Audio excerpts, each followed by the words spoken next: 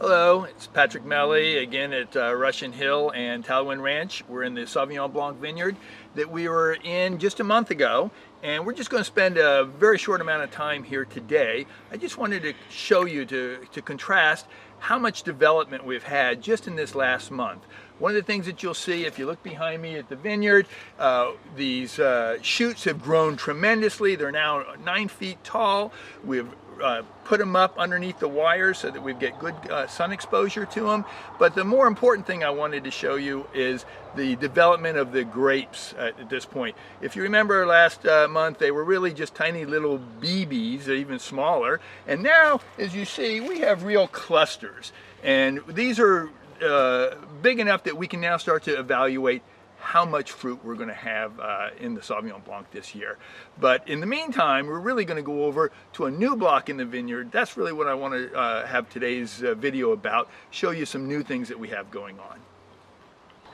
Okay, so we have literally just gone a couple of rows over, and the demarcation line between the Sauvignon Blanc and the new block of Pinot Noir, that's where we're standing at right now. So maybe we can get a shot and you can kind of see the difference between this very strong, vigorous Sauvignon Blanc and this very young, not very vigorous Pinot Noir.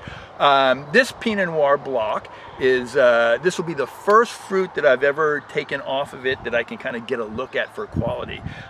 This block is actually a clone, is called, or is numbered 667, and that contrasts the Pinot Noir that we've looked at here in the Talwyn Ranch previously, which was the Pommard block, which is a little further down the slope on the east side, eastern to here. So if we look here, you'll see that these shoots are actually pretty small when compared to the Sauvignon Blanc, and the clusters are much smaller. But there's too many clusters on each of these very young vines, and that's not what we want. If you remember some of the earlier videos I talked about, we're always chasing quality, certainly not quantity. So what we will do is these next couple of weeks we'll be dropping all this extra fruit, and in many cases the vine may have no fruit because we don't think the vine is strong enough to handle trying to ripen any fruit. But many of the vines will be strong enough. We'll probably just have one cluster per shoot, and it'll give me a little bit of fruit this year to sort of evaluate early decisions on how this clone is working on this site that we picked.